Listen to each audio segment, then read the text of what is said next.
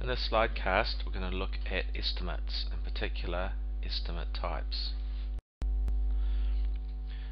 So in the slide cast, we're just going to be looking at the estimating part of the engineering process. So that's those activities that are carried out by the consultant mainly during the inception, feasibility and design stages of an engineering project.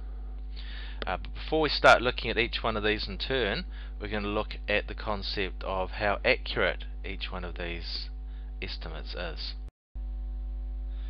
The increasing accuracy is shown by this graph here. So you can see that right at the start, the accuracy of the estimate is 25, I'd say more like 50 to 100%, and it increases, gets increasingly more accurate as you progress through the design process and the tendering process, until at the end of the project you know exactly how much it cost because you've already paid it all. So you can see that the bottom line there shows the accuracy of the estimate getting smaller and smaller and smaller as you become, as the details of the contract works become clearer and clearer. There's less and less uncertainty. So the estimate is just a calculation of the cost to do the job made at that particular point in time. And as shown by the graph, the estimate made at the beginning of the project is very inaccurate. At the end of the project, it is more accurate. An estimate provides the client, what we're doing is we're talking from the consultant's point of view at present, provides the client with information on costs, allows him to decide whether he wants to go or no go. And if you remember that cartoon little road showing all the stages of the project, there are several points along the way that the client can decide just to stop the project, that's not worth going ahead. He also needs the cost information to obtain finance. He needs to go to the bank and say, I want to loan such and such an amount of money to build an office building or whatever, and he'll probably have to give them a business case. You know, this is why I want to loan the money, this is how I'm going to pay it back, this is how I'm going to make the money to pay it back. So, and it's quite important that he has a very accurate cost estimate, because if the estimate is not correct, then he's going to not loan enough money, and he might have to go to the bank later on and ask for more money, which is not good. So let's start with each one of those estimates in turn. What we're doing is we're just looking at the estimates done by the consultant up to the tendering process.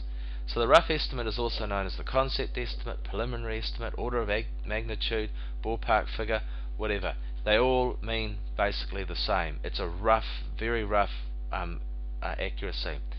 They always say 0 to plus or minus 50% or whatever it is. What I would advise is that you try to get between 0% and 50% over the budget. What you don't want to do is you don't want to have an estimate that's under what it's actually going to cost. You want to be a little bit high of the actual cost. So saying plus or minus 50% would indicate that it's okay to be below what it's actually going to cost, which it's not. Okay. Now that 50% in my view is a little bit conservative, a little bit low considering engineering. It's used to decide the project or option feasibility, to want to go or not. It is at the best a guesstimate. There are minimal cost breakdowns, and you usually use an analogous or parametric estimating. We'll talk about those in the next slide cast.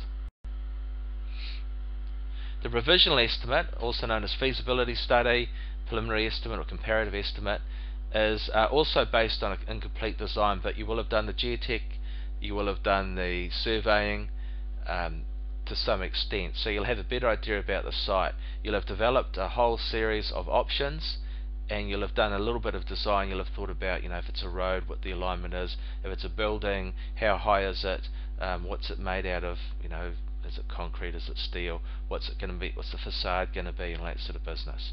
So you know quite a lot about it, but you don't, by no means do you have the full details. So it's used to assess the options and decide which, and that obviously feeds into that decision as to which option is the best one. As I said, it's not always the cheapest one that is used. It helps you to determine the best way to influence it, and is used for financing. And finally, the detailed design. This is right at the end of the detailed process, the detailed design. It's based on the complete design. It's a high order of magnitude, should be within 10% of what the actual cost is going to be.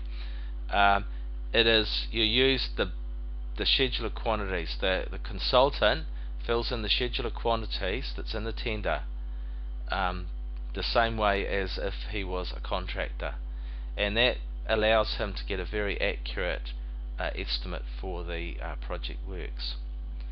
It's called an engineer's estimate in the tendering phrase, and it's a formal thing. It should be done before you go into tendering.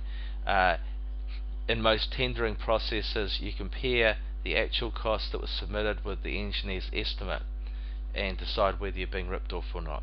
So the process is, you take the quantities off the scheduled quantities, you apply unit rates, and then you multiply the quantity times the unit rate. And we'll talk about how you get those unit rates in the next slide cast. So that concludes this slide cast. The next one is, how do we actually do estimating?